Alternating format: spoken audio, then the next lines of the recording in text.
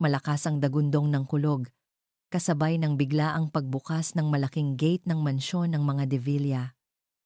Ang tunog ng mabilis na sasakyan sa basang daan ay tila isang sigaw sa katahimikan ng gabi. Napahinto si Lara sa kanyang pagpupunas ng isang mamahaling florera. Kumabog ang kanyang dibdib. Isa lang ang kilala niyang darating ng ganito kagabi, na parang hinahabol ng kung ano, si Sir Miguel. Kasunod ng malakas na pagkalabog ng pinto ng sasakyan ay ang pagbukas naman ng pinto ng mansyon. At doon, tumambad siya. Si Miguel de Villa, ang kanyang amo. Gusot na gusot ang mamahaling damit, basa ng ulan ang buhok, at amoy na amoy ang mamahaling alak na nainom nito. Pasuray-suray siyang naglakad papasok. Napakagatlabi si Lara. Dapat ay umalis na siya sa sala. Dapat ay nagtago na siya sa kusina o sa kwarto ng mga katulong. Iyon ang nararapat. Ngunit may kung anong pumigil sa kanyang mga paa. Isang hakbang pa lang ni Miguel ay bigla itong nawalan ng balanse. "Sir!" Hindi na nag-isip si Lara. Binitawan niya ang hawak na basahan at mabilis siyang lumapit para saluhin ang amo. Naramdaman niya ang bigat ng katawan nito. Ang init na nagmumula rito, mas matangkad ito sa kanya. At sa lapit nila ngayon, naamoy niya ng mas malinaw ang alak at ang pabango nitong nanunuot sa ilong. Nag-angat ng mukha si Miguel. Mapupungay ang kanyang mga mata. Ngunit sa ilalim niyon ay nakita ni Lara ang isang bagay na hindi niya pa nakikita dati. Hindi ang amo niyang strikto, hindi ang CEO na kinatatakutan ng lahat. Ang nakita niya ay isang lalaking pagod na pagod at puno ng kalungkutan. "Sino ka?" Pabulong na tanong nito. Ang boses ay garalgal. Si Lara po." "Sir." Inalalayan niya ito paakyat sa malawak na hagdanan. Bawat hakbang ay isang pakikibaka. Tahimik lang siyang nagpaalalay dito. Ramdam ang bigat hindi lang ng katawan, kundi pati na rin ng problema ng lalaki. Pagdating sa kwarto nito, maingat niya itong inihiga sa napakalaking kama. Aalis na sana si Lara nang bigla nitong hawakan ang kanyang braso. Mahigpit? "Wag. Wag mo kong iwan," sabi nito. Parang isang batang natatakot. Pagod na ako. Sa lahat, napatingin si Lara sa kamay nitong nakahawak sa kanya. Nakaramdam siya ng takot, ngunit mas nanaig ang awa. Dahan-dahan siyang umupo sa gilid ng kama. Kasal, kumpanya, responsibilidad, sunod-sunod na bulong ni Miguel, tila kinakausap ang sarili. Hinila siya nito palapit, at sa pagkakataong iyon ay hindi na nakapalag si Lara. Isinubsob ni Miguel ang mukha sa kanyang balikat, at naramdaman ni Lara ang pagkabasa niyon. Umiiyak ba siya? Ang makapangyarihang si Miguel de Villa. Umiyak dahil sa awa. Hinayaan niya ito. Hinaplos niya ang likod nito. Isang kilos na hindi niya dapat ginagawa. Ngunit tila iyon ang kailangan nito sa sandaling iyon. Ang paghaplos ay nauwi sa pananatili. Ang gabi ay lumalim, at ang ulan sa labas ay patuloy sa pagbuhos. Sa isang kwartong puno ng karangyaan ngunit kulang sa init ng pagmamahal, dalawang taong magkaiba ang mundo ang nagtagpo sa isang hindi inaasahang paraan. Ang hangganan sa pagitan ng amo at katulong ay unti-unting nabura, natunaw sa gitna ng isang gabing puno ng kalasingan, kalungkutan at isang pagkakamaling hindi na mababawi pa. Nagising si Lara sa sinag ng araw na tumatama sa kanyang mukha. Saglit siyang napapikit, bago biglang nanlaki ang mga mata. Nasaan siya? Nang makita niya ang pamilyar na kisame ng kwarto ni Sir Miguel, ang mamahaling kumot na nakabalot sa kanyang katawan, ang bakanteng espasyo sa tabi niya. Bumalik ang lahat. Ang nangyari kagabi, isang malamig na takot ang gumapang sa buo niyang katawan. Napabangon siya. Mabilis na pinulot ang kanyang mga damit na nagkalat sa sahig. Nanginginig ang mga kamay niya habang isinusuot iyon. Kailangan niyang makaalis. Kailangan niyang makaalis bago may makakita sa kanya, bago magising si Sir Miguel. Parang isang anino, Tahimik siyang lumabas ng kwarto. Naglakad siya sa pasilyo na parang may tinatakasan. Ang bawat yabag ay puno ng takot at pagsisisi. Dumiretso siya sa kusina. Kailangan niyang magpanggap na normal ang lahat, na walang nangyari, na isa pa rin siyang ordinaryong katulong na nagsisimula ng araw. Kumuha siya ng tasa para magtimpla ng kape, ngunit nanginginig ang kanyang mga kamay. Halos mabitawan niya ito. Napasandal siya sa lababo. Napapikit ng mariin. Ano itong nagawa niya? Isang tunog ng mabibigat na yabag ang narinig niya mula sa pasilyo. Papalapit. Kilala niya ang mga yabag na iyon. Hindi siya lumingon.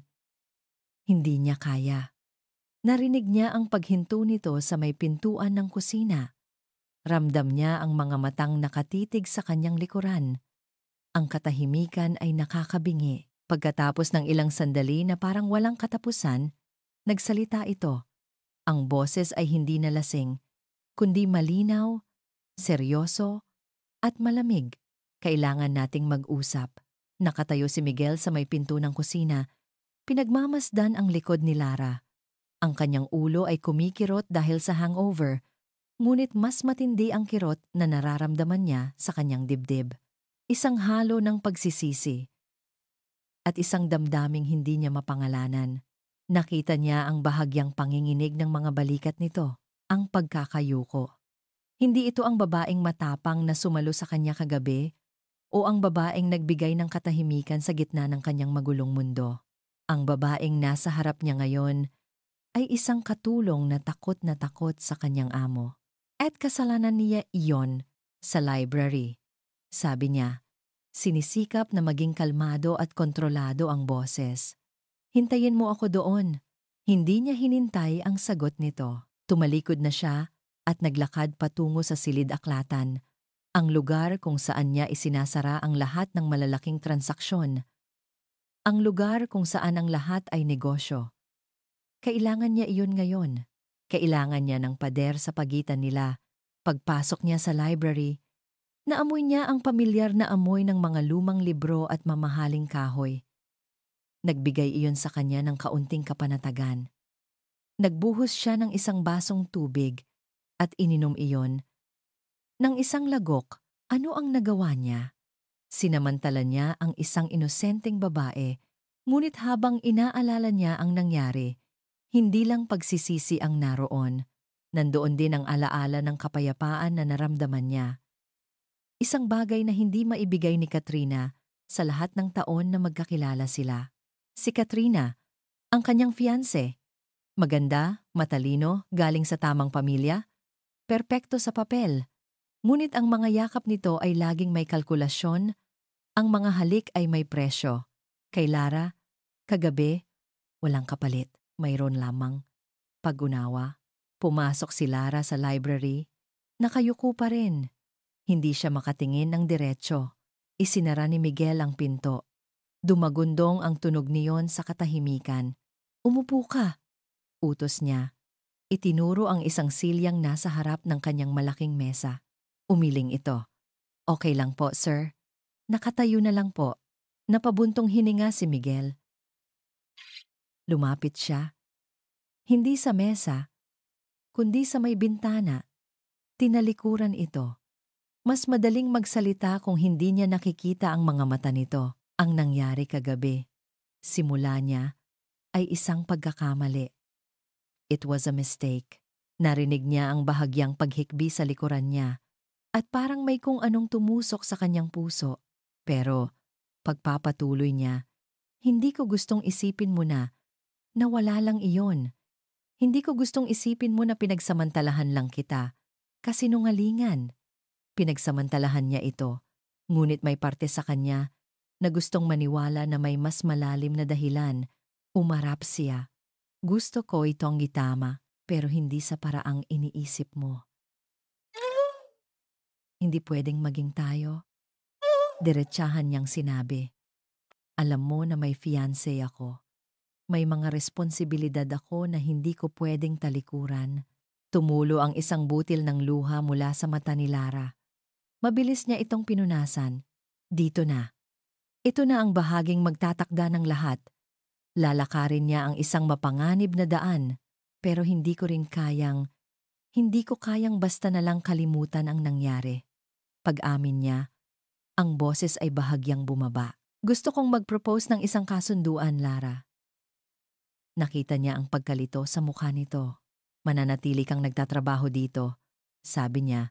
Ang boses ay bumalik sa pagiging malamig at parang CEO. Pero sa likod ng mga saradong pinto, magiging atin ang oras. Walang tanong, walang emosyon, walang commitment. Isang kasunduan sa pagitan nating dalawa at walang kahit sino man ang pwedeng makaalam nito. Iyon na iyon. Isang transaksyon. Isang business deal. Iyon lang ang alam niyang paraan para kontrolin ang sitwasyon.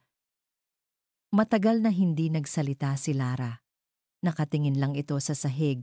Ang mga kamay ay magkahawak ng mahigpit.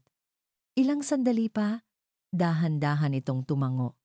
Isang beses lang, isang maliit na tango na sumira sa kung anumang natitirang kadalisayan sa kanilang dalawa. Sa mga sumunod na linggo, sinunod nila ang kasunduan. Sa umaga, siya ang amo, si Lara ang katulong, ngunit sa gabi, kapag tulog na ang buong mansyon, nagiging dalawang taong naghahanap ng kanlungan sa isa't isa.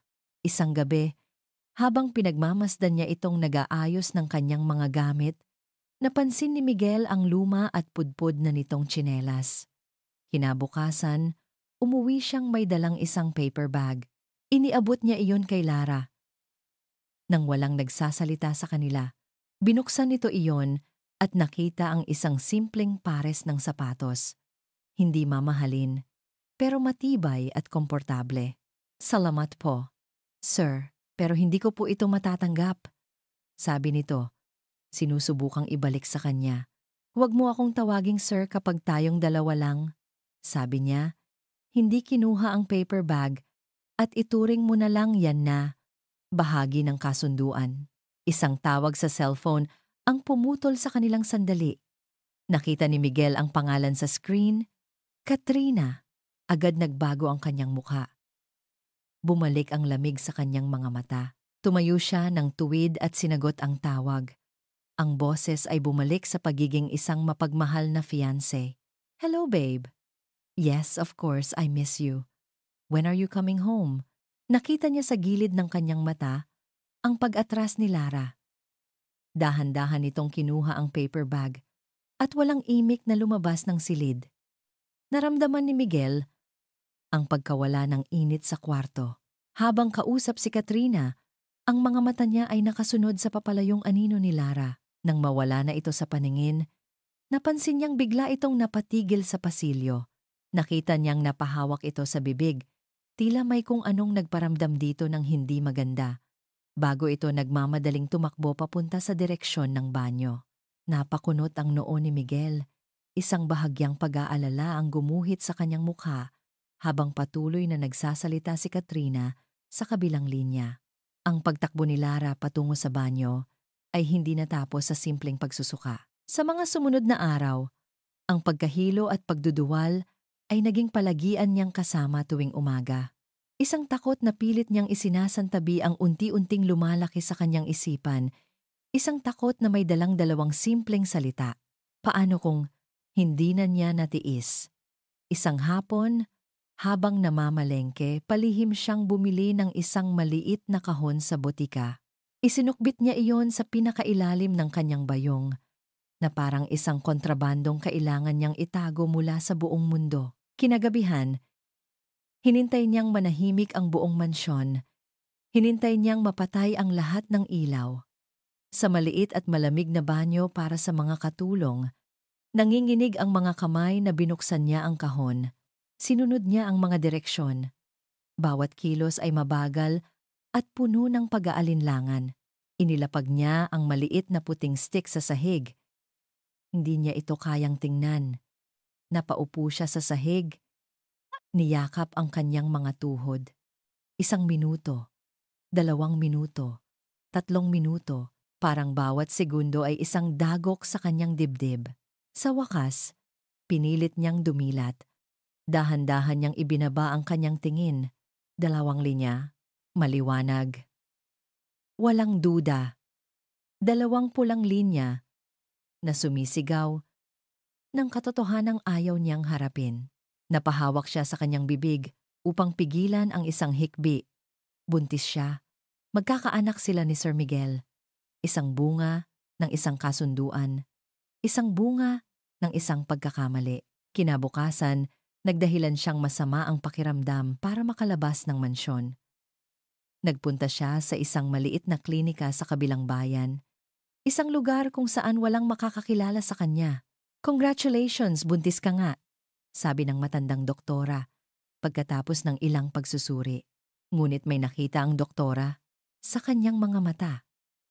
"Gusto mo bang magpa-ultrasound para makampante ka at makita mo ang baby mo?" Pumayag si Lara. Habang nakahiga sa malamig na higaan, naramdaman niya ang malamig na gel na ipinahid sa kanyang tiyan. Ipinatong ng doktora ang isang maliit na aparato at iginalaw-galaw iyon. Isang itim at puting imahe ang lumabas sa isang maliit na monitor. "Ayan," turo ng doktora. "Ayan ang puso niya. Naririnig mo ba? Isang mabilis, malakas, at ritmikong tunog ang pumuno sa maliit na silid. Dab-dab, dab-dab, dab-dab." Iyon ang pinakamagandang tunog na narinig ni Lara sa buong buhay niya. Napaluha siya. Ngunit sa pagkakataong ito, hindi dahil sa takot, kundi dahil sa isang emosyon na hindi niya maipaliwanag. Ngunit napakunot ang noo ng doktora. Muli nitong iginalaw ang aparato. "Sandali!" bulong nito. Itinuro nito ang isa pang kumukurap-kurap na tuldok sa screen. Heto pa ang isa. Nanlaki ang mga mata ni Lara. "Dalawa po!" Hindi sumagot ang doktora.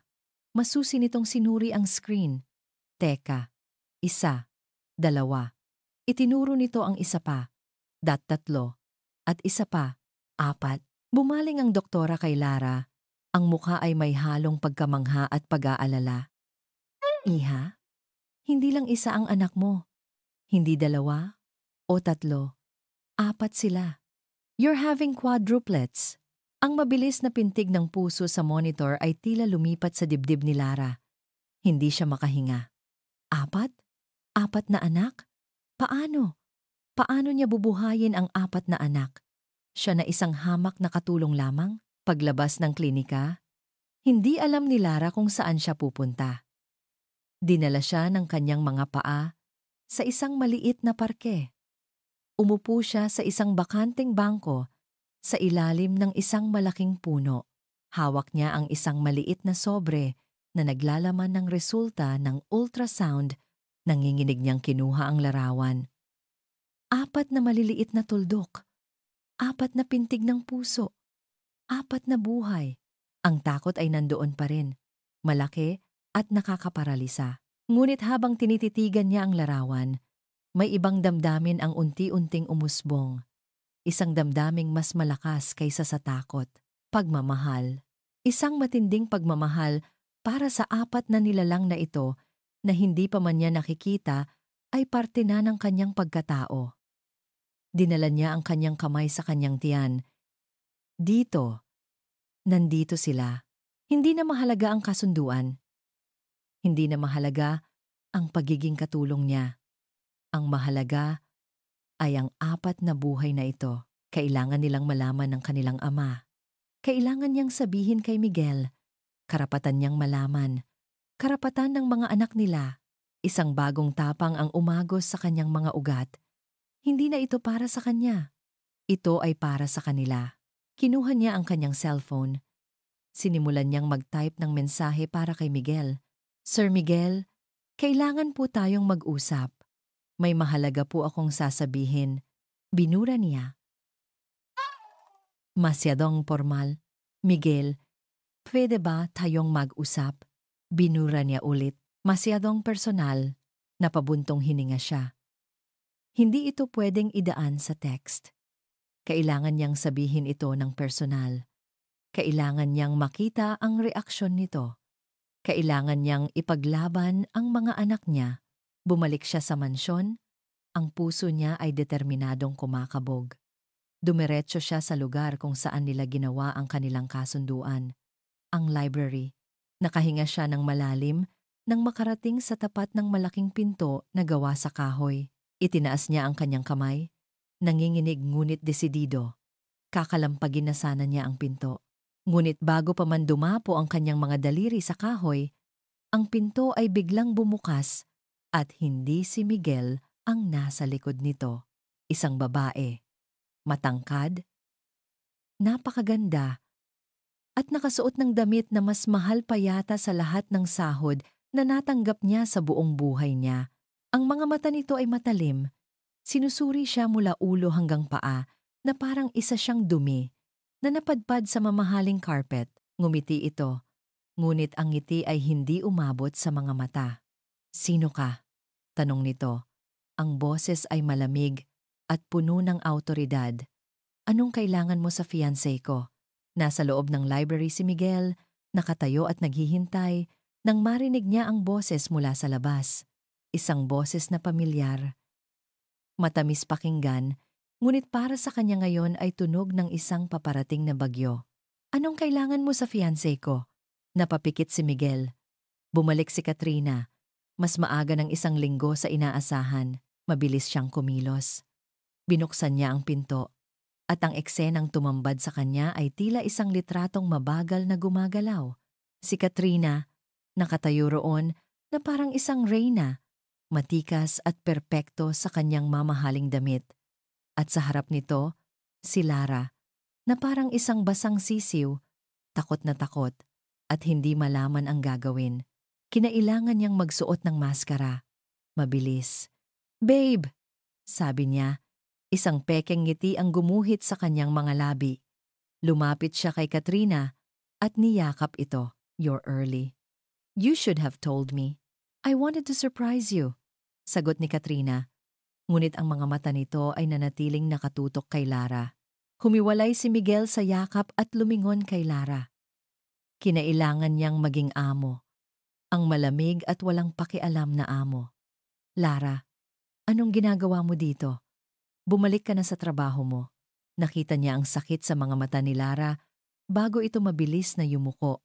"Pasensya na po, sir." "Ma'am." At sa isang iglap, nawala na ito sa pasilyo. Bumaling si Miguel kay Katrina, na ngayon ay sa kanya na nakatingin. May bahid ng pagdududa sa mukha. "Sino yon? Bago?" Isa lang sa mga bagong katulong, mabilis na sagot ni Miguel. Pinipilit na maging kaswal. "Wag mo na siyang isipin.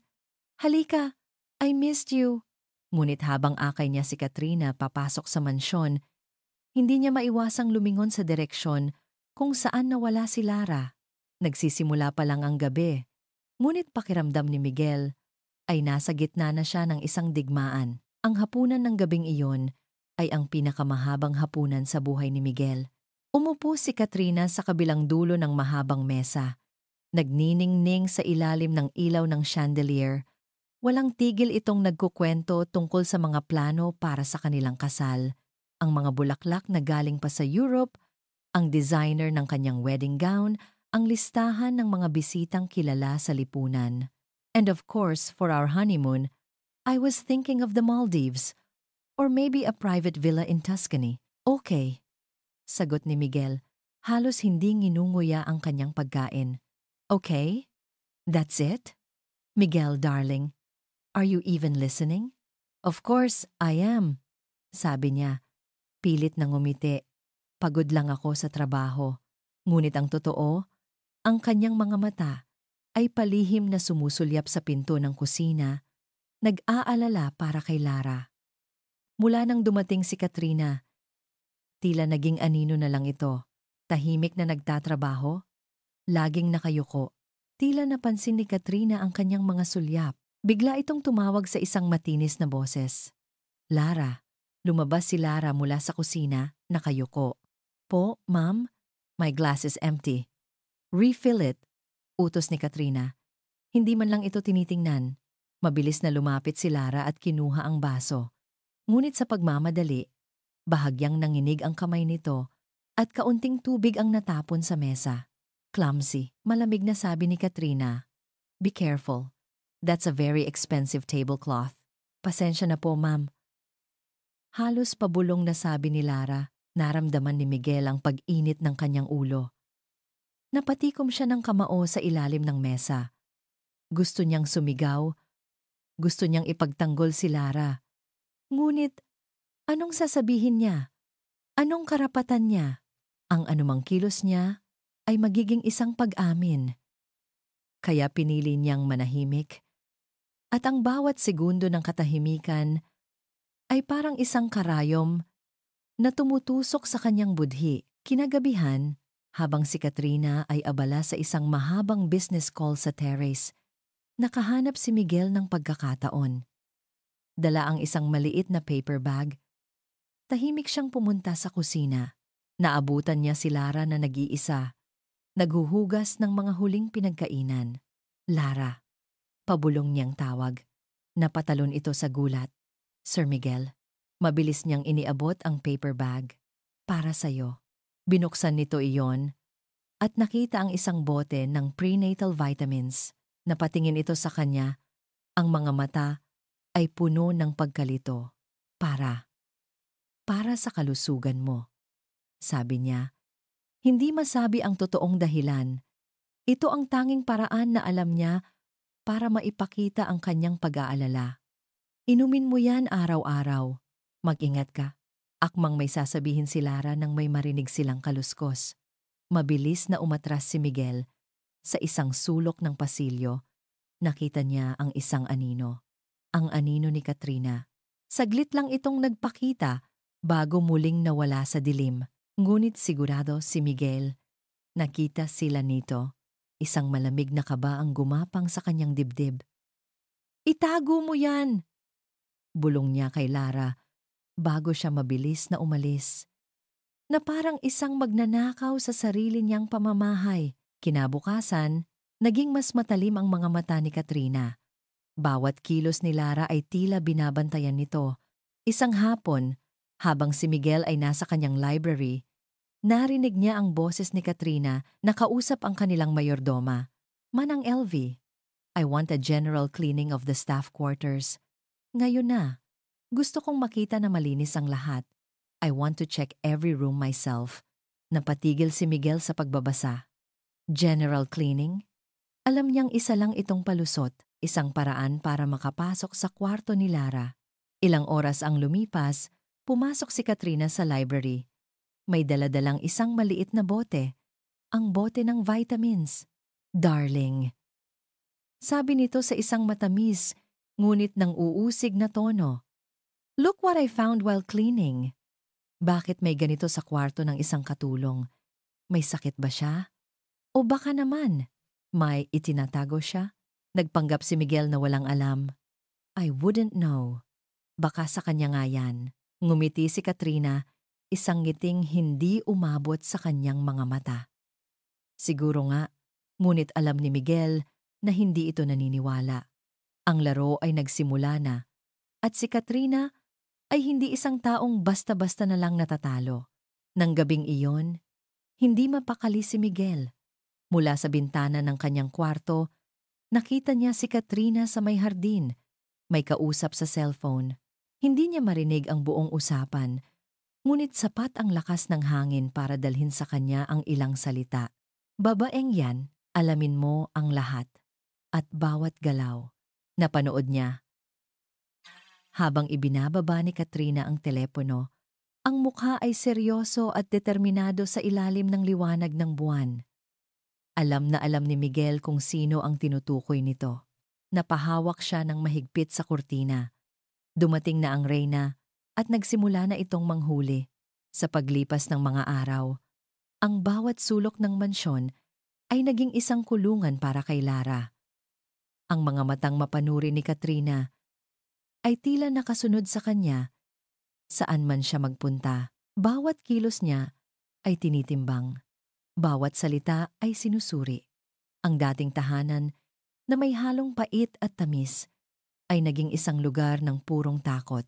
Isang umaga, habang nag-aayos siya ng mga gamit sa master's bedroom, pumasok si Katrina. Nakaupo ito sa harap ng vanity mirror Sinusuri ang mga alahas nito. Lara, tawag nito. Hindi man lang siya tinitingnan mula sa salamin. Po, ma'am? Kinuha ni Katrina ang isang napakagandang kwintas na may kumikinang na diamante. This one, sabi nito. Itinaas ang kwintas para makita ni Lara. This is a gift from Miguel. Para sa aming engagement. It's priceless. Huwag na huwag mong hahayaang mawala yan o kahit magasgasan man lang. Understand? Opo, ma'am. Naiintindihan ko po, sagot ni Lara. Napalunok. Ang tono ni Katrina ay hindi lang nag-uutos. Ito ay nagbabanta. Iniwan ni Katrina ang kwintas sa ibabaw ng kanyang lalagyan ng alahas bago ito lumabas. Tinitigan iyon ni Lara. Kumikinang, maganda, at malamig. Parang ang may-ari. Sinikap niyang huwag isipin iyon. Kailangan niyang magtrabaho. Ngunit ang pinakamalaking pag-aalala niya ay ang sobre na nakatago sa ilalim ng kanyang mga damit sa kanyang maliit na aparador. Ang sobreng naglalaman ng litrato ng kanyang 4 na anak. Ang katibayan ng kanyang sikreto. Kailangan niyang makausap si Miguel. Kailangan niyang makahanap ng tamang tiempo. Ngunit ang tamang tiempo ay hindi dumating. Sa halip, ang dumating ay isang sigaw, isang malakas at nakakataranta na sigaw mula sa master's bedroom. My necklace! Nawawala ang kwintas ko. Ang lahat ng katulong, kasama si Lara, ay nagmamadaling umakyat. Naabutan nila si Katrina, na nagwawala, itinuturo ang kanyang vanity table. Nandito lang yon kanina. I left it right here. Sino ang huling pumasok sa kwartong ito? Ang lahat ng mata ay napunta kay Lara. Si Lara po, Ma'am Katrina, sagot ng mayordoma. Si Manang LV, humarap si Katrina kay Lara. Ang mga mata ay nag-aapoy sa galit. Ikaw! Nasaan ang kwintas ko? Ibalik mo sa akin. Hindi ko po kinuha, ma'am. Maniwala po kayo. Umiiyak na sabi ni Lara. Naglinis lang po ako. Liar! Sigaw ni Katrina. Alam kong matagal mo nang tinititigan ang mga gamit ko. Akala mo siguro hindi ko napapansin. Manang LV, halughugin ninyo ang kwarto niya. Ngayon din, walang nagawa si Lara, kundi umiyak habang pinapanood ang mayordoma at 2 pang katulong na nagmamadaling bumaba patungo sa kanilang mga kwarto. Nanatili siyang nakatayo roon. Sa gitna ng silid, pakiramdam niya ay isa siyang kriminal na hinihintay ang hatol. Ang paghihintay ay parang walang katapusan. Bawat segundo ay isang pagdurusa. Hanggang sa narinig nila ang mga yabag na pabalik. Bumalik si Manang LV. Ang mukha ay hindi maipinta. Sa kanyang nanginginig na kamay, hawak niya ang nawawalang kwintas na diamante. Saan mo yan nahanap? Tanong ni Katrina. Kahit na alam na niya ang sagot. Sa ilalim po ng unan ni Lara, ma'am. Sagot ng mayordoma, hindi makatingin kay Lara. Parang gumuho ang mundo ni Lara. Hindi! Hindi po totoo yan. Hindi ko po alam kung paano napunta yan doon. Maniwala po kayo. Manahimik ka. Magnanakaw.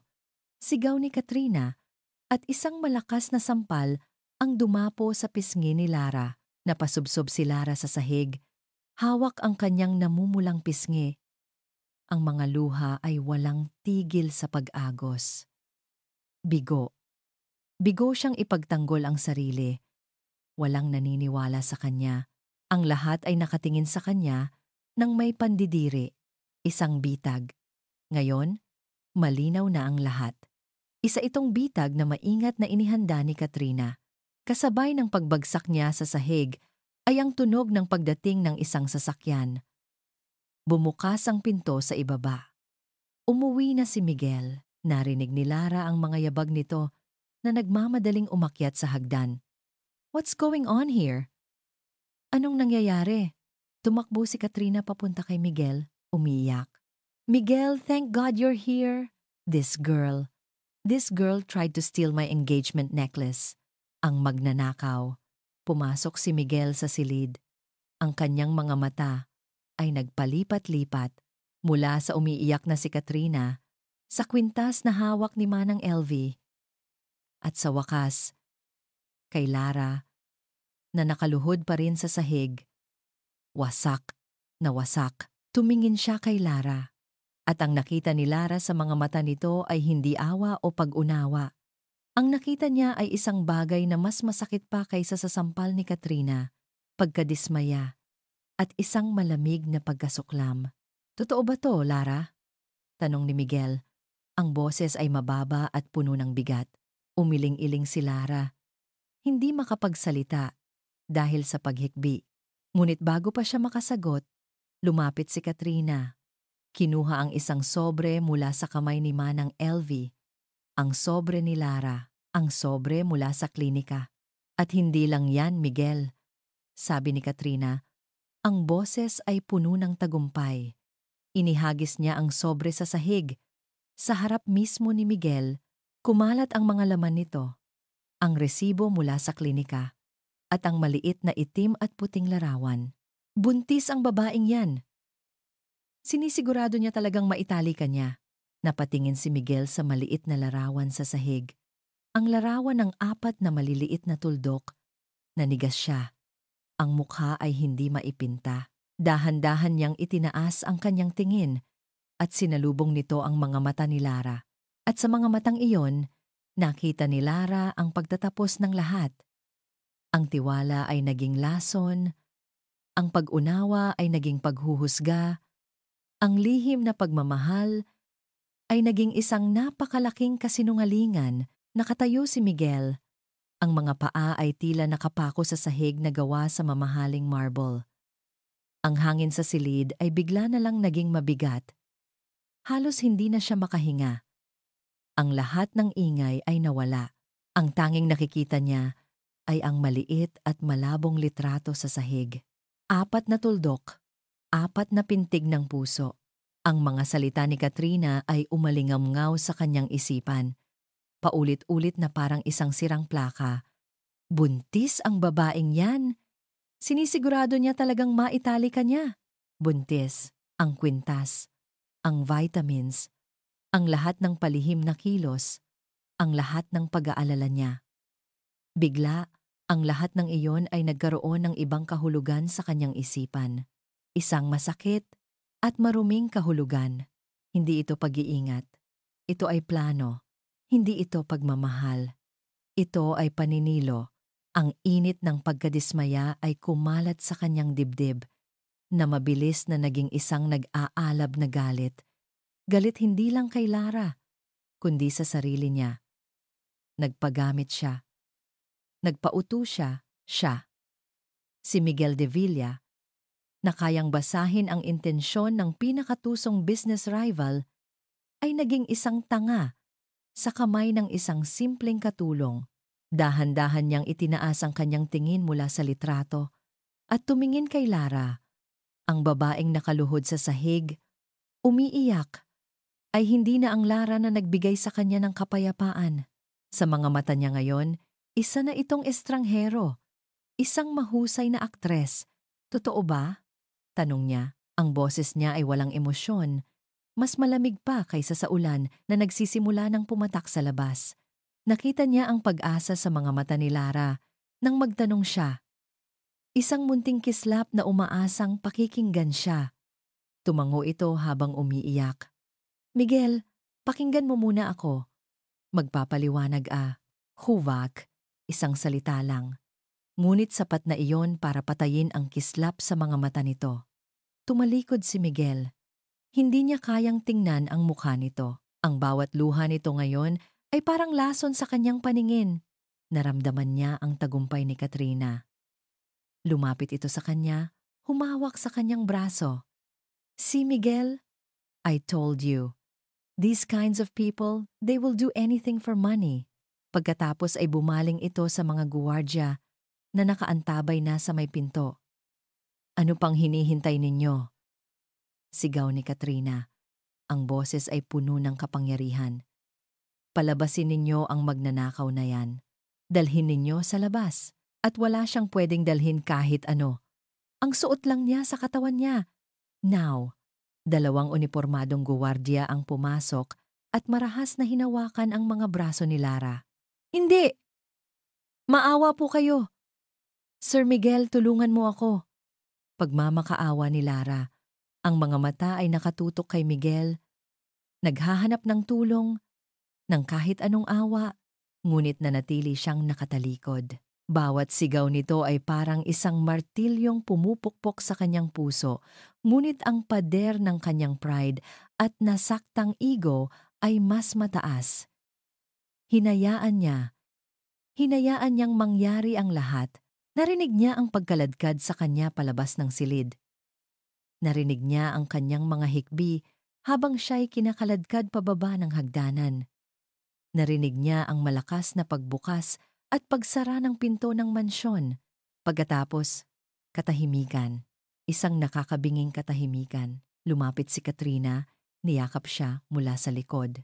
It's okay now, darling. It's over. Ngunit hindi niya maramdaman ang yakap nito. Tinanggal niya ang mga braso nito at lumakad siya patungo sa bintana ng silid. Mula doon, tanaw niya ang malaking gate ng mansyon. At doon, sa ilalim ng rumaragasang ulan, nakita niya si Lara, itinulak ng mga guwardiya palabas ng gate na bakal. Bumagsak ito sa basang semento. Walang payong, walang dalang kahit ano. Basang-basa, dahan-dahang nagsara ang mabigat na gate, tila isang hatol na nagsasabing wala na siyang babalikan pa. Nakita ni Miguel si Lara na sumusubok tumayo. Napahawak ito sa kanyang tiyan. Ang tiyan kung saan naroon ang 4 na tuldok. Ang 4 na rason ng lahat ng ito.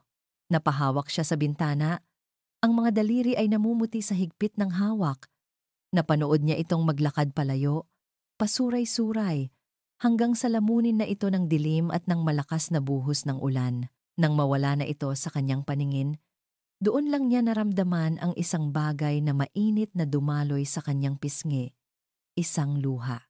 Isang nag-iisang butil ng luha para sa isang paraisong nawala, para sa isang tiwalang nasira, at para sa isang katotohanang hindi niya kailanman malalaman. Napatikom ang kanyang kamao. Tapos na. Kailangang matapos na ito.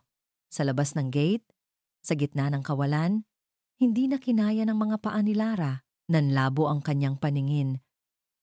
At ang tunog ng ulan ay unti-unting humina sa kanyang pandinig.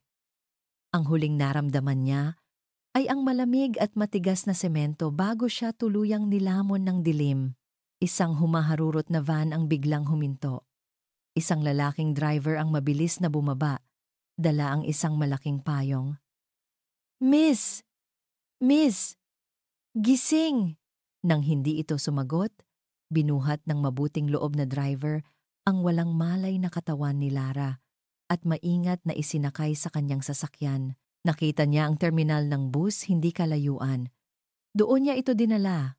Nakiusap siya sa konduktor ng huling biyahe papuntang Batangas. Tulungan niyo na, kuya. Mukhang galing sa malaking problema. Uuwi na yata sa probinsya nila. Ilang oras ang lumipas. Nagising si Lara sa marahang pag-ugoy ng bus. Madilim sa labas. Ang tanging ilaw ay mula sa mga poste na mabilis nilang nilalagpasan. Napahawak siya sa kanyang tiyan. Wala siyang pera. Wala siyang gamit. Wala siyang cellphone. Wala siyang kahit ano. Maliban sa 4 na pintig ng puso sa loob niya, na sabay-sabay na sumisigaw sa gitna ng isang napakatahimik at napakasakit na paglalakbay pauwi. Ang pag-uwi ni Lara sa Batangas ay tahimik. Wala siyang dalang bagahe, walang dalang pera. Ang tanging dala niya ay ang sarili niyang basag na katawan at ang 4 na buhay na kumikislot sa loob ng kanyang sinapupunan. Sinalubong siya ng kanyang ina sa pinto ng kanilang maliit na bahay. Walang tanong, walang paghuhusga. Isang mahigpit na yakap lang ang ibinigay nito sa kanya. Isang yakap na nagsasabing, nandito ka na, ligtas ka na. Sa yakap na iyon bumuhos ang lahat ng luhang pinigilan ni Lara sa buong biyahe. Umiyak siya para sa kahihiyan, para sa sakit, para sa pag-ibig na nawala, at para sa kinabukasang hindi niya alam kung paano haharapin. Ang mga araw ay naging linggo. At ang mga linggo ay naging buwan. Ang balita ng kanyang pagbubuntis ay mabilis na kumalat sa kanilang maliit na baryo. May mga matang mapanghusga, may mga bulungang masakit sa tainga. Ngunit ang kanyang pamilya ay naging kanyang pader. Hindi nila siya iniwan. Dumating ang araw ng kanyang panganganak. Ito ay mahirap at mapanganib. Bawat isang pag-iri ay tila isang pakikipaglaban kay kamatayan. Ngunit sa bawat sakit na kanyang nararamdaman, iniisip niya ang 4 na pintig ng puso na kailangan niyang iligtas. At pagkatapos ng maraming oras, isa-isang lumabas ang kanyang mga anghel, 3 malulusog na lalaki, at isang munting babae na naging sorpresa sa lahat.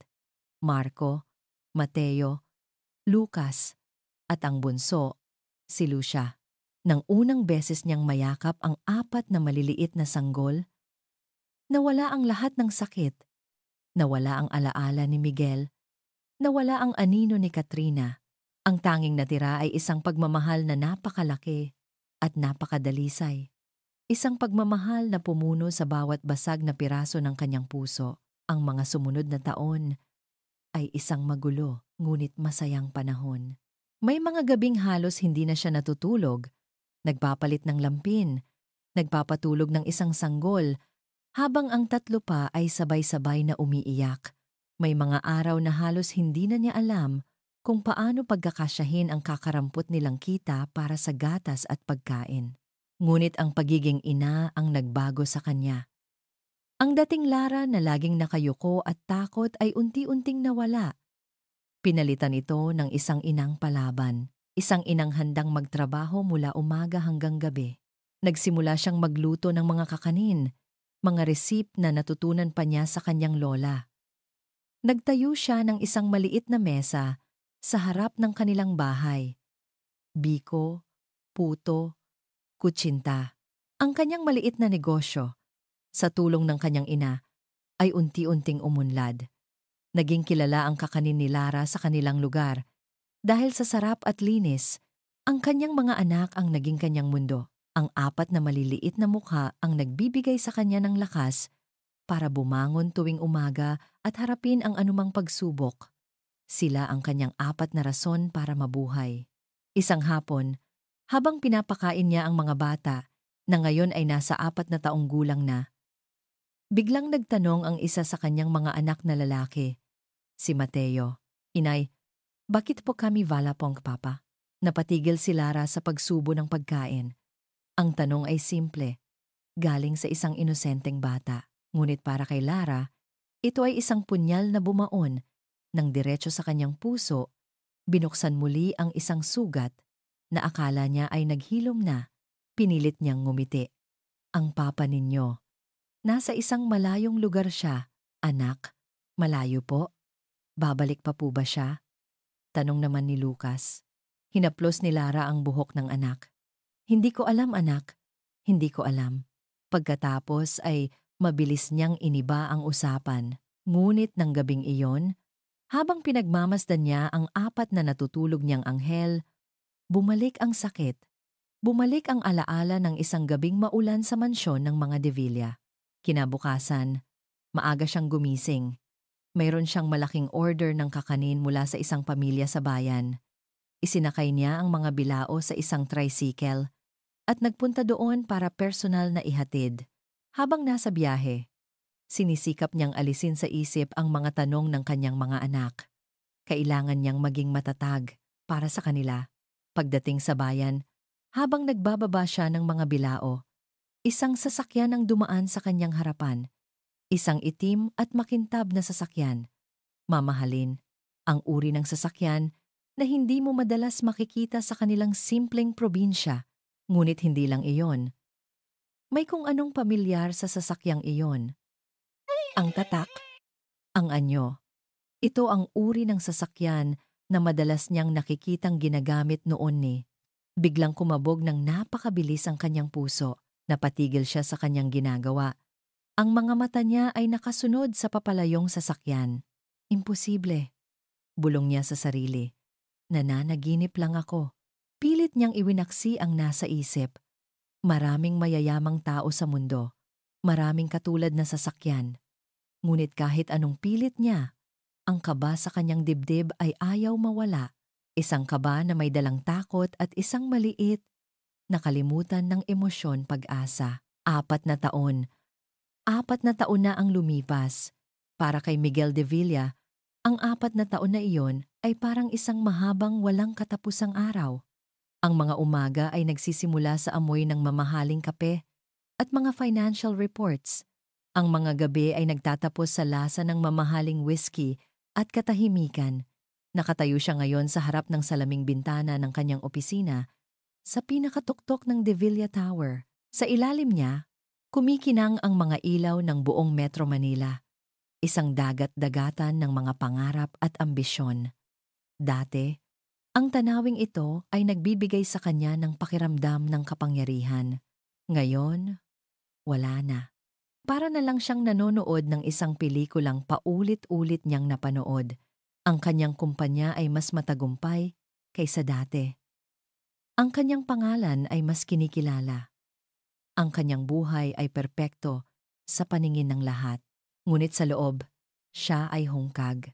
Kinuha niya ang baso ng whiskey sa kanyang mesa at ininom ang natitirang laman. Ang init ng alak ay gumapang sa kanyang lalamunan, ngunit hindi nito kayang abutin ang lamig sa loob ng kanyang dibdib. May isang pirasong nawawala sa kanya, isang pirasong tinanggal niya 4 na taon na ang nakalipas, sa isang gabing umuulan.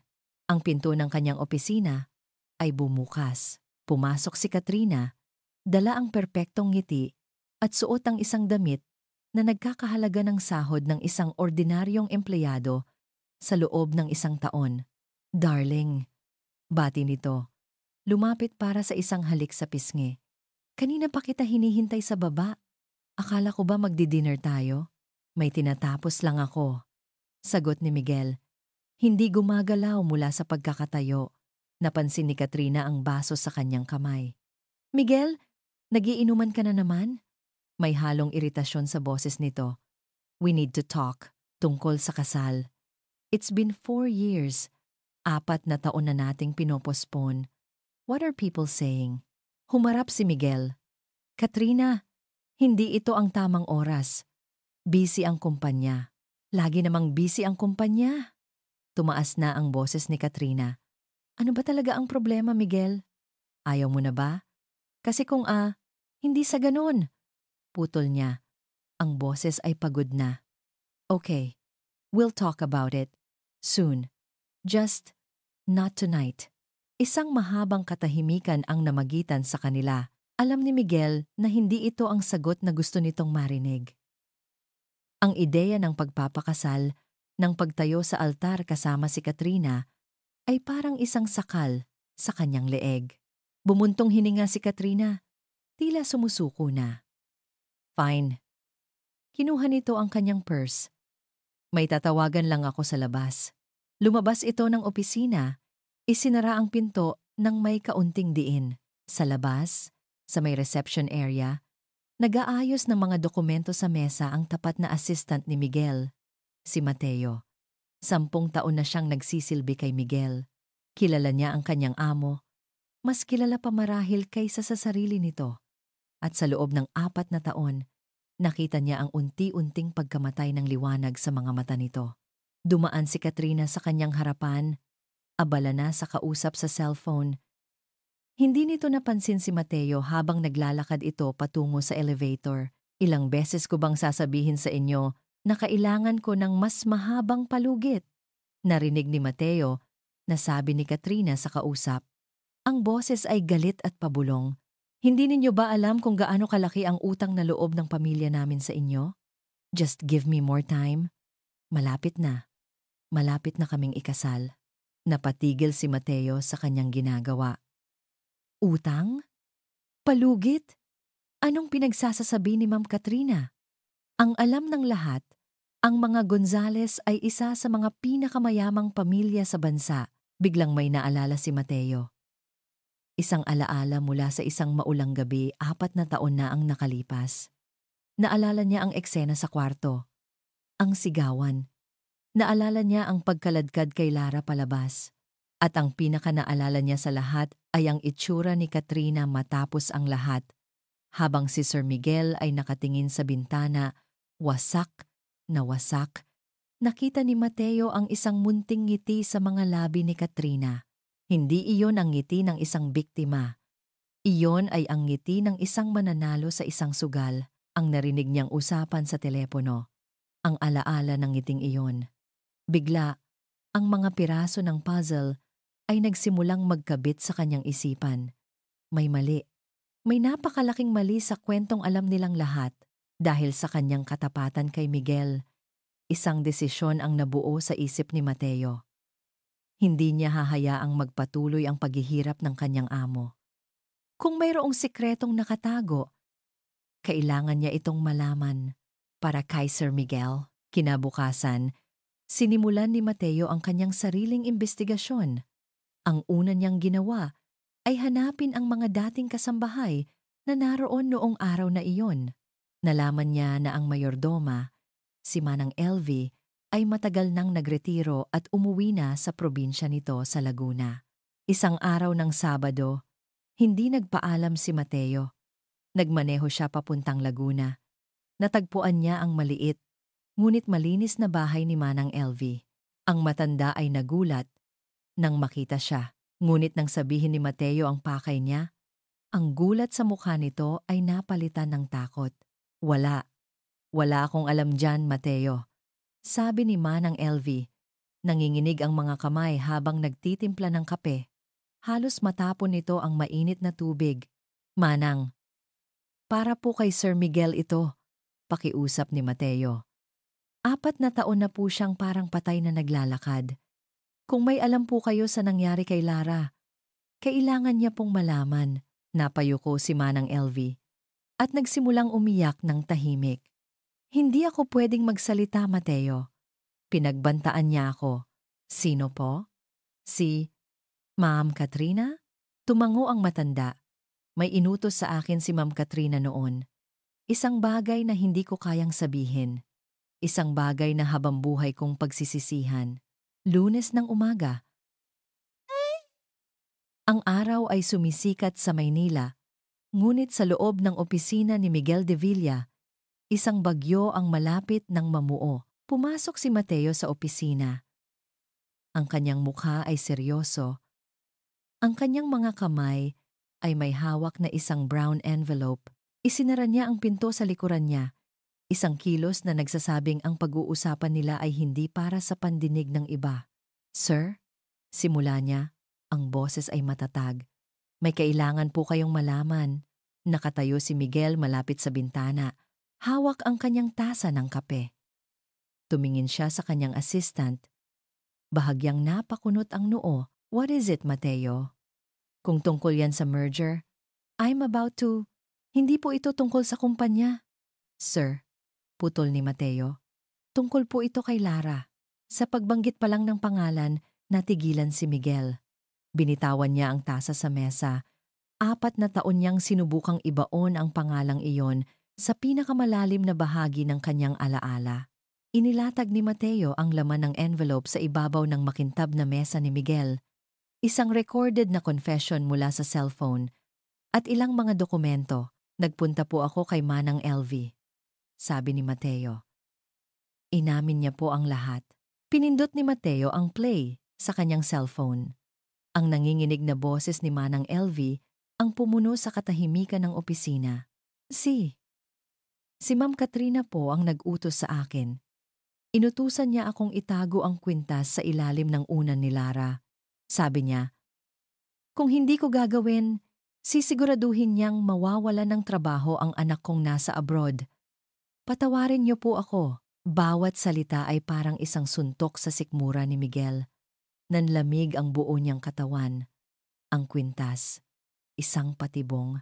At hindi lang po yan, sir. Sabi ni Mateo. Itinulak ang mga dokumento palapit kay Miguel. Nag-imbestiga rin po ako tungkol sa kumpanya ng mga Gonzales. Ang akala po ng lahat, matatag sila. Pero ang totoo, sir, 4 na taon na ang nakalipas. Lubog na sila sa utang. Malapit na silang mabankrupt. Ang kasal ninyo ni Ma'am Katrina, hindi lang po ito kasal. Isa po itong business merger na sasalo sa kanila. Tinitigan ni Miguel ang mga numero sa papel, mga utang, mga pautang na hindi nababayaran. Ang lahat ay totoo. Ang buong 4 na taon ng kanyang buhay ay isang malaking kasinungalingan. Ang fiancé niya, hindi siya mahal. Kailangan lang siya nito. Ang babaeng pinalayas niya, hindi siya niloko. Siya ang biktima. Wasak. Ang salita ay hindi sapat para ilarawan ang nararamdaman niya. Hinawakan niya ang gilid ng mesa para suportahan ang sarili. Ang hangin ay nawala sa kanyang mga baga. Biglang bumalik sa kanyang alaala ang eksena sa kwarto. Ang mukha ni Lara na puno ng luha, nagmamakaawa. Ang mga mata nitong humihingi ng tulong. At siya, tinalikuran niya ito.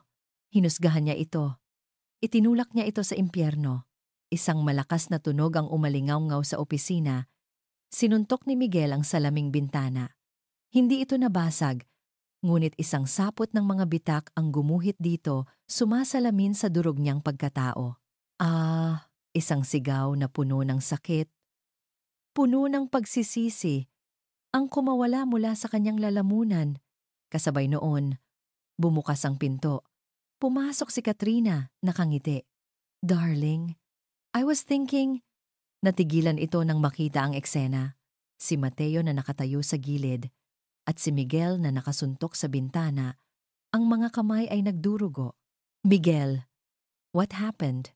Dahan-dahan lumingon si Miguel. Ang mga mata niya ay hindi na mata ng isang CEO na pagod. Ang mga mata niya ay mata ng isang hayop na nasugatan, puno ng galit. "Kasinungalingan," sabi niya. Ang boses ay mahina ngunit puno ng lason. Ang lahat, isang malaking kasinungalingan. Ipinakita niya ang mga papel. Ang confession. Nanlaki ang mga mata ni Katrina. Nawala ang kulay sa mukha nito. "Miguel, I can explain." "Explain?" Sigaw niya. Sa unang pagkakataon sa loob ng 4 na taon, isang malakas at buhay na emosyon ang lumabas sa kanya. "Explain what?" "Na ginamit mo ako? Na sinira mo ang buhay ng isang inosenteng tao para lang iligtas ang pamilya mo? Ginawa ko yon dahil mahal kita, Miguel. Ayokong mawala ka sa akin." Umiiyak na sabi ni Katrina. "Huwag mong banggitin ang salitang mahal." Sigaw ni Miguel, dinuro ito. "Wala kang alam tungkol doon.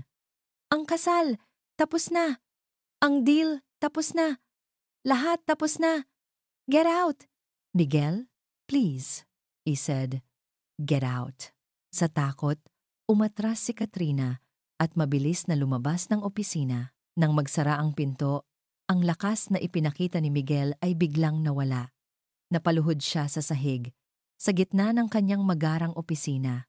Napahawak siya sa kanyang ulo. "Ang mga anak ko." Ang mga salitang iyon ay biglang pumasok sa kanyang isipan. Ang litrato, ang 4 na tuldok. Hindi lang si Lara ang sinaktan niya. Mayroon siyang 4 na anak. 4 na anak na 4 na taon na niyang hindi nakikita. Ang bigat ng katotohanan ay tuluyang dumagan sa kanya. Doon, sa sahig ng kanyang imperyo, umiyak si Miguel de Villa. Umiyak siya na parang isang bata. Umiyak siya para sa lahat ng nawala sa kanya. Umiyak siya habang paulit-ulit na binubulong ang isang pangalan. "Lara, Lara, patawarin mo ako. Lara." Pagkatapos ng ilang sandali, tumigil siya sa pag-iyak. Dahan-dahan siyang tumayo. Pinunasan ang kanyang mga luha gamit ang likod ng kanyang duguan ng kamay. Ang sakit ay nandoon pa rin, ngunit napalitan na ito ng isang bagong damdamin. Determinasyon. Tumingin siya kay Mateo. Ang kanyang mga mata ay nag-aapoy sa isang bagong layunin.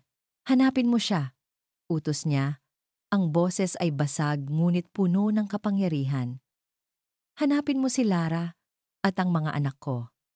Kahit saang lupalop pa ng mundo. Ibuhos mo lahat ng resources ng kumpanya. I don't care how much it costs. Hanapin mo sila para kay Lara, Ang buhay sa Batangas ay may sariling ritmo. Ang pagsikat ng araw ay hudyat ng paggising para maghanda ng mga kakanin. Ang tanghali ay abala sa pagbebenta at pag-aalaga sa mga bata. Ang gabi ay para sa pamamahinga at mga kwento bago matulog, paulit-ulit, simple, at payapa. Ngunit sa mga nakalipas na linggo, may kakaibang nangyayari. Nagsimula ito sa kanyang paninda. Dati, nauubos ang kanyang mga kakanin bago matapos ang hapon. Ngayon, bago pa man sumapit ang tanghali, wala nang natitira. Isang araw, isang babae mula sa kabilang baryo ang bumili ng lahat ng kanyang biko. Naku, ang swerte ko. Tamang-tama, may bisita kasi kami, sabi ng babae. Nag-abot ng bayad na sobra pa sa presyo. Keep the change, ineng. Ang sarap kasi talaga ng luto mo. Nagpasalamat si Lara. Ngunit hindi niya maiwasang magtaka. Tila araw-araw na lang ay may bisita ang kung sino-sino sa kanilang lugar. Pagkatapos, isang gabi, habang malakas ang ulan, nagsimulang tumulo ang kanilang bubong. Isa ito sa mga problemang matagal na niyang pinoproblema. Ngunit wala siyang sapat na pera para ipaayos. Kinabukasan, paggising niya, nagulat siya nang makitang may mga bagong yero na nakasalansan sa gilid ng kanilang bahay at isang karpintero mula sa bayan ang naghihintay sa labas. Magandang umaga po, Aling Lara, bati ng lalaki. Pinapaayos daw po ni Mayor ang mga bahay na nasira ng ulan. Libre po ito. Napakunot ang noo ni Lara. Wala naman siyang natatandaang bagyo. Ngunit sino ba siya para tumanggi sa biyaya? Nagpasalamat siya at sa loob ng isang araw, ang kanilang bubong ay bago na, pati na rin ang kanilang sirang bakod ay napalitan. Ang mga himalang ito ay nagpatuloy. Isang araw, isang truck ng mga laruan ang dumating sa kanilang baryo, namimigay ng regalo sa lahat ng bata. Ang kanyang 4 na anak ay tuwang-tuwa sa mga natanggap nilang robot at manika. Sa ibang araw naman, may libreng check-up at gamot mula sa isang medical mission na bigla na lang sumulpot. Ang mga kapitbahay niya ay tuwang-tuwa. Napakabait talaga ni Mayor sa atin, sabi nila. Ngunit si Lara, sa kabila ng pasasalamat, ay hindi mapakali. May kung anong bumabagabag sa kanya. Tila lahat ng biyaya ay nakasentro sa kanyang mga pangangailangan. Ang paninda niya, ang bubong niya, ang mga laruan para sa mga anak niya, ang kalusugan nila para siyang nasa gitna ng isang dula. At may isang taong hindi niya nakikita na siyang nagdidirekta ng lahat. Isang gabi, habang natutulog na ang mga bata, isa sa kanila, si Lucas, ay nagsimulang ubuhin ng malakas. Nilalagnat ito. Kinabahan si Lara. Dinala niya ito sa maliit na health center ng kanilang baryo. Sinabi ng doktor na kailangan ng bata ng gamot na wala sila doon. Habang nag-aalala si Lara kung saan kukuha ng pera, biglang may dumating na delivery man, dala ang isang supot ng gamot. Para po kay Lucas? Sabi ng lalaki. Bayad na po. Sino po ang nagpadala? Tanong ni Lara. Hindi ko po alam, ma'am. Pinahatid lang po sa akin. Nang gabing iyon, habang binabantayan niya ang natutulog na anak, naramdaman ni Lara na hindi siya nag-iisa. May isang aninong nagbabantay sa kanila. Isang aninong may kapangyarihan at pera na kayang galawin ang lahat para sa kanila. At isa lang ang kilala niyang may ganoong kakayahan. Hindi. Imposible. Bakit siya babalik? At kung babalik man siya, bakit sa ganitong paraan? Bakit hindi siya magpakita? Sa isang maliit na bahay na inuupahan sa kabilang baryo, nakatayo si Miguel sa bintana, nakatanaw sa dilim, sa direksyon kung nasaan ang bahay ni Lara. Hawak niya ang kanyang cellphone. Hinihintay ang update mula kay Mateo na siyang nag-aasikaso ng lahat. Nang matanggap niya ang text na okay na si Lucas, doon lang siya nakahinga ng maluwag. Ilang linggo na siyang narito sa Batangas. Araw-araw, mula sa malayo, pinapanood niya ang buhay na hindi naging kanya. Nakita niya kung gaano kasipag si Lara, kung paano nito mag-isang pinalalaki ang kanilang mga anak. Nakita niya ang pagod sa mukha nito, ngunit nakita rin niya ang pagmamahal na hindi matatawaran. At ang mga bata, ang kanyang mga anak, noong unang beses niyang makita ang apat na naghahabulan sa labas ng kanilang bahay, halos gumuho ang kanyang mundo. Isang Marco na kamukhang kamukha niya noong bata siya. Isang Mateo na seryoso at laging nagbabasa. Isang Lucas na makulit at laging nakangiti. At ang kanyang munting prinsesa, si Lucia, na may mga matang katulad, na katulad ng kay Lara. Ang bawat tawa nila ay isang musika sa kanyang pandinig at isang patalim sa kanyang puso. Ang sakit ng pangungulila ay halos hindi niya makayanan. Gusto niyang lumapit, gusto niyang yakapin sila, gusto niyang magpakilala. Ngunit paano? Anong sasabihin niya? Anong karapatan niya? Matapos ang lahat ng ginawa niya, hindi niya basta-basta pwedeng pumasok sa buhay nila at guluhin ang kapayapaan na itinayo ni Lara. Kaya pinili niyang manatili sa anino. Ginamit niya ang kanyang pera, hindi para bilhin ang kanilang pagmamahal, kundi para gumaan ang kanilang buhay. Kahit sa maliliit na paraan lang, ito ang kanyang penitensya. Ito ang kanyang paraan ng pagtubos. Isang umaga, habang naglalaba si Lara sa labas, nahulog ang isa sa mga bagong damit na binili niya para sa mga bata. Nanginginig siyang pinulot iyon. Napansin niya ang isang bagay na nakakabit sa bakod na bagong gawa. Isang maliit at itim na butones, gawa sa mamahaling materyales. Ang uri ng butones na makikita sa isang mamahaling business suit, tinitigan niya iyon. Pamilyar, napakapamilyar. Dinala niya iyon sa kanyang ilong at inamoy. Isang bahagyang amoy ng pabango ang nanatili doon. Isang pabangong hinding-hindi niya malilimutan. Napatingin siya sa paligid. Ang mga puno, ang kalsada, ang malayong burol. Alam na niya, hindi siya nag-iisa. Nandito siya, hindi na kaya ni Miguel. Ang bawat araw na pinapanood niya sila mula sa malayo ay isang mabagal na pag-torture sa kanyang kaluluwa. Ang makita ang kanyang mga anak na lumalaki nang wala siya, ang makita ang paghihirap ni Lara na dapat sanay siya ang pumapasa ng lahat ng ito ay unti-unting pumapatay sa kanya. Ang penitensya sa anino ay hindi na sapat. Kailangan niyang harapin ang araw. Kailangan niyang harapin ang kanyang pagkakamali. Kahit pa ang kapalit nito ay ang tuluyang pagkamuhi sa kanya ni Lara. Isang hapon, habang ang araw ay malapit ng lumubog at nagbibigay ng isang ginintuang kulay sa buong kapaligiran, naglakad si Miguel. Naglakad siya mula sa kanyang tinutuluyang bahay. Tinahak ang pamilyar na daan patungo sa maliit na bahay kung saan naroon ang lahat ng kahulugan ng kanyang buhay. Ang bawat hakbang ay mabigat, puno ng takot at pag-aalinlangan. Ngunit sa bawat hakbang, mas lumalakas ang kanyang determinasyon. Mula sa malayo, natanaw na niya ang bahay. Nakita niya ang apat na bata na naglalaro sa bakuran, naghahabulan, nagtatawanan, at si Lara nakaupo sa isang maliit na bangko. Pinapanood sila. Isang maliit na ngiti ang nakaguhit sa kanyang mga labi. Iyon ang eksena. Ang perpektong eksena ng isang pamilya. At siya ang estrangherong sisira sa kapayapaan na iyon. Huminto siya sa tapat ng kanilang bakod na bagong gawa. Hindi niya alam kung paano sisimulan.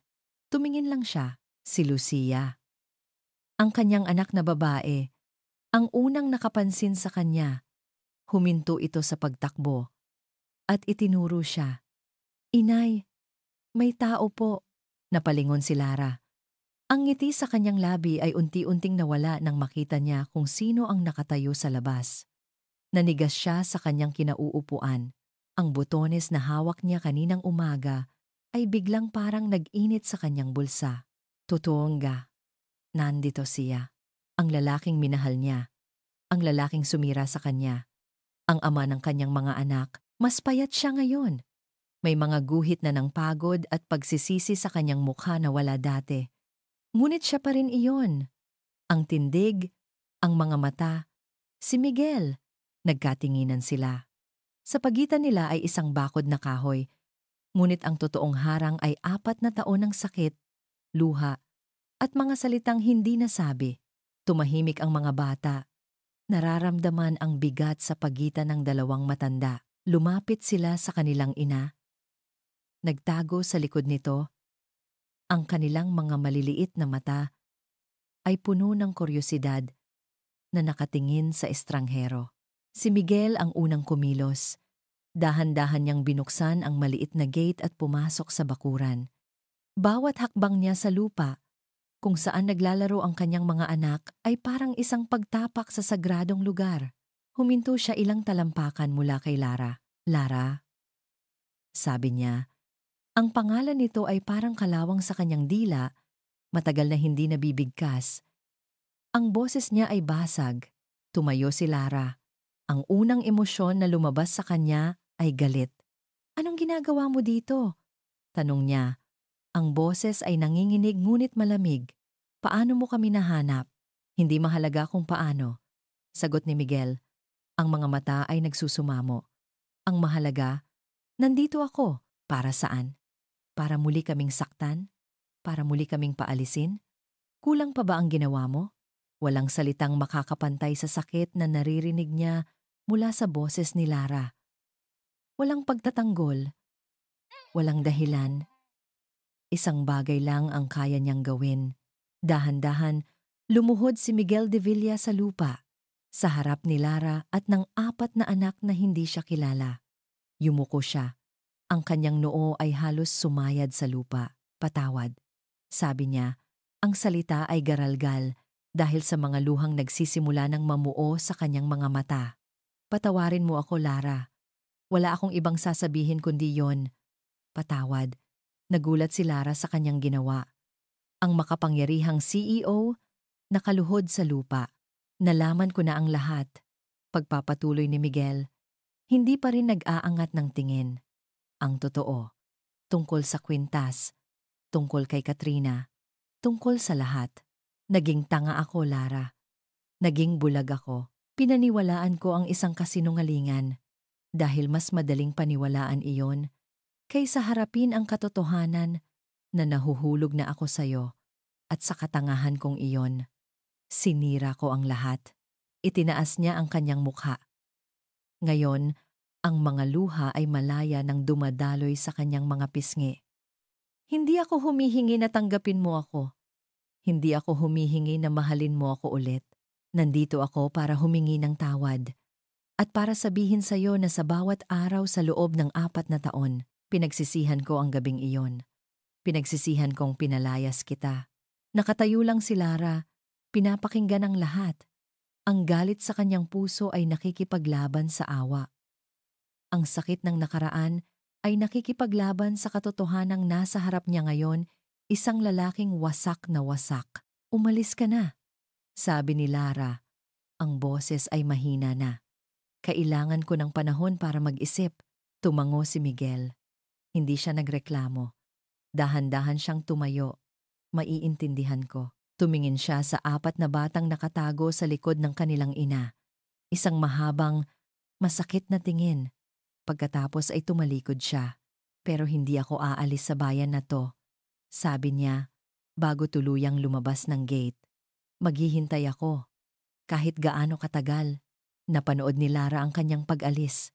Ang likod na tinalikuran siya noon ay siya ring likod na naglalakad palayo ngayon. Ngunit sa pagkakataong ito, iba na. Nang mawala na siya sa paningin, napaupo siyang muli sa bangko. Nanginginig ang buong katawan. Naramdaman niya ang isang maliit na kamay sa kanyang braso. Si Mateo, ang anak niyang seryoso. Inay, tanong nito. Ang boses ay puno ng inosenteng pag-usisa. Yung lalaki po kanina. Siya po ba ang papa namin? Napatingin si Lara sa kanyang anak. At sa tanong na iyon, hindi na niya napigilan ang mga luhang kanina pa niya pinipigilan. Ang tanong ni Mateo ay umalingaw-ngaw sa isipan ni Lara sa loob ng maraming araw. Siya po ba ang papa namin? Paano niya sasagutin ang isang tanong na siya mismo ay hindi alam kung paano haharapin? Tumupad si Miguel sa kanyang sinabi. Hindi siya umalis. Nananatili siya sa inuupahan niyang bahay. Araw-araw, nakikita siya ni Lara mula sa malayo. Hindi ito lumalapit, hindi ito nanggugulo, nagmamasid lang. Ngunit ang presensya niya ay nagbago ng lahat. Ang dating payapang ritmo ng kanilang buhay ay nagambala. Isang araw, habang nagtitinda si Lara ng kakanin, nakita niya si Miguel sa kabilang kalsada. Hindi ito nakatingin sa kanya. Nakatingin ito sa grupo ng mga mangingisda na nag-aayos ng kanilang mga sirang lambat. Lumapit si Miguel sa kanila. Tinanggal ang kanyang mamahaling relos. Ang CEO ng Maynila, basang-basa ng pawis sa ilalim ng sikat ng araw sa Batangas. Sa ibang araw, nakita niya itong nakikipaglaro ng basketball sa mga kabataan sa kanilang baryo. Tumatawa. Simple. Malayo sa imahe ng lalaking kilala niya, pinapanood siya ni Lara. At sa bawat araw na lumilipas, ang pader ng galit sa kanyang puso ay unti-unting gumuho, na nagiiwan ng espasyo para sa isang bagay na mas komplikado. Isang gabi, habang nag-uusap sila ng kanyang ina, sinabi niya ang lahat ng kanyang agam-agam. Hindi ko alam kung ano ang gagawin, inay. Pag-amin ni Lara. Ang isang parte sa akin, galit na galit pa rin. Pero ang isang parte, naaawa ako sa kanya. At higit sa lahat, iniisip ko ang mga bata. Hinawakan ng kanyang ina ang kanyang mga kamay. Anak, ang pagpapatawad, hindi iyan para sa taong nakasakit sa'yo. Para iyan sa'yo. Para gumaan ang bigat na dinadala mo. Ngumiti ito. At ang mga bata, sila ang pinakamagaling humusga. Pakinggan mo sila. Kinabukasan, tinawag niya ang kanyang 4 na anak. Mga anak, gusto niyo bang makilala yung lalaking nagpunta dito noong isang araw? Sabay-sabay na tumango ang 4. Ang kanilang mga mata ay puno ng kuryosidad. Inihatid sila ni Lara sa parke ng kanilang bayan. Mula sa malayo, nakita nila si Miguel, nakaupo sa isang bangko, mag-isang nakatingin sa malayo. Tila pasan niya ang buong mundo sa kanyang mga balikat. Puntahan ninyo siya, sabi ni Lara sa kanyang mga anak. Ang puso niya ay kumakabog. Huwag kayong mag-alala, nandito lang ako sa likod ninyo. Nag-aalangan man, dahan-dahang lumakad ang 4 na magkakapatid palapit kay Miguel. Naramdaman ni Miguel ang kanilang paglapit. Nag-angat siya ng tingin. Nang makita niya ang 4 na bata na palapit sa kanya, walang kasamang ina, natigilan siya. Ito na ba iyon? Hello po! Bati ni Marco, ang pinakamatapang sa 4. Hello? Sagot ni Miguel, ang boses ay nanginginig. Ang 4 na bata ay umupo sa tabi niya. Pinapalibutan siya, walang nagsasalita. Tinititigan lang nila siya. Sinusuri, si Lucia. Ang bunso, ang bumasag sa katahimikan. Inabot nito ang kamay ni Miguel na may peklat mula sa pagkakasuntok sa bintana. Masakit po? Tanong nito sa malambing na boses. Ang simpleng tanong na iyon ang tuluyang nagpaguho sa lahat ng natitirang pader ni Miguel. Tumingin siya sa kanyang anak na babae at sa lahat ng kanyang mga anak at nagsimula siyang umiyak. Hindi isang malakas na iyak, kundi isang tahimik na pag-agos ng luha, luha ng pagsisisi, ng pangungulila at ng pasasalamat. Hinayaan siya ng mga bata. Hindi sila natakot. Sa halip, si Mateo ay nag-abot sa kanya ng isang panyo. Si Lucas ay tinapik ang kanyang likod. At si Marco ay tumabi sa kanya na parang isang maliit na bantay. Mula sa malayo, pinapanood ni Lara ang lahat. At sa eksenang iyon, naintindihan niya. Hindi na ito tungkol sa kanya at kay Miguel. Ito ay tungkol sa 5 taong nasa bangkong iyon. Ito ay tungkol sa isang pamilyang kailangang mabuo. Makalipas ang ilang linggo, ang pagbisita ni Miguel sa mga bata ay naging regular na. Minsan, tinuturuan niya silang magpalipad ng saranggola. Minsan, nagbabasa siya sa kanila ng mga kwento. Hindi niya minamadali ang mga bagay-bagay kay Lara. Naghihintay siya. Nagpapatunay. Isang hapon, habang naglalakad sila sa dalampasigan, at pinapanood ang paglubog ng araw, kasama ang 4 na batang masayang naghahabulan sa buhangin, huminto si Miguel sa harap ni Lara. Wala siyang dalang mamahaling singsing, wala siyang inihandang magarbong speech. Kumuha siya ng isang mahabang piraso ng damo mula sa gilid. Maingat niya itong hinabi upang maging isang maliit na bilog. Isang singsing na gawa sa damo. Lumuhod siya sa buhanginan. "Lara Serrano," sabi niya, nakatingin ng diretso sa mga mata nito. "Sinaktan kita, iniwan kita, at wala akong maipapangako kundi isang bagay lang. Nagagawin ko ang lahat sa bawat araw ng nalalabing buhay ko para patunayan na karapat-dapat ako sa pagpapatawad mo, para maging isang mabuting ama sa mga anak natin, at para mahalin ka sa paraang dapat sana'y ginawa ko noon pa." Itinaas niya ang singsing na damo. "Will you let me try? Papayagan mo ba akong subukan nating muli? Pakakasalan mo ba ako?" Tumingin si Lara sa 4 niyang anak na ngayon ay nakahinto na sa paglalaro at nakatingin sa kanila ang kanyang 4 na dahilan. Sila ang bunga ng isang pagkakamali, ngunit sila rin ang simbolo ng isang pag-ibig na kayang lampasan ang lahat. Tumingin siyang muli kay Miguel, na nakaluhod pa rin at naghihintay. Sa mga mata nito, wala na ang anino ng CEO. Ang nandoon na lang ay isang lalaking nagmamahal. Dahan-dahan, ngumiti si Lara sa gitna ng kanyang mga luha. Isang ngiting totoo, isang ngiting puno ng pag-asa. Tumangos siya. Oh, niyakap ni Miguel ang mga binti ni Lara sa sobrang tuwa. Bago tumayo at niyakap ito ng mahigpit, ang 4 na bata ay nagsitakbuhan palapit sa kanila, yumakap, at nabuo ang isang malaki at magulong pamilya sa ilalim ng kulay kahel na kalangitan. Magkahawak kamay silang 6 na naglakad pa uwi sa dalampasigan. Nilingon ni Miguel si Lara at ang mga bata. "Umuwi na tayo," bulong niya. At sa wakas, pagkatapos ng napakatagal na panahon, alam na ni Miguel kung nasaan talaga ang kanyang tahanan. At dito po nagtatapos ang makulay na kwento ng pag-iibigan ni Lara at Miguel. Isang taus-pusong pasasalamat po sa inyong lahat, aming mga minamahal na tagapakinig, sa pagsama sa amin sa bawat kabanata ng kanilang paglalakbay, mula sa unang patak ng luha, sa bawat pintig ng puso, hanggang sa matamis na tagumpay ng pag-ibig. Naramdaman namin ang inyong mainit na suporta habang isinusulat ko ang kwentong ito. Naging personal na sa akin ang bawat karakter. Naramdaman ko ang takot ni Lara, ang pagsisisi ni Miguel, at higit sa lahat, ang walang hanggang pag-asa na dala ng kanilang 4 na munting anghel. Nais kong ibahagi ang isang kwento na hindi lamang tungkol sa kilig, kundi tungkol din sa tunay na kahulugan ng pagpapatawad. Pagpapatawad sa iba, at higit sa lahat, pagpapatawad sa ating mga sarili.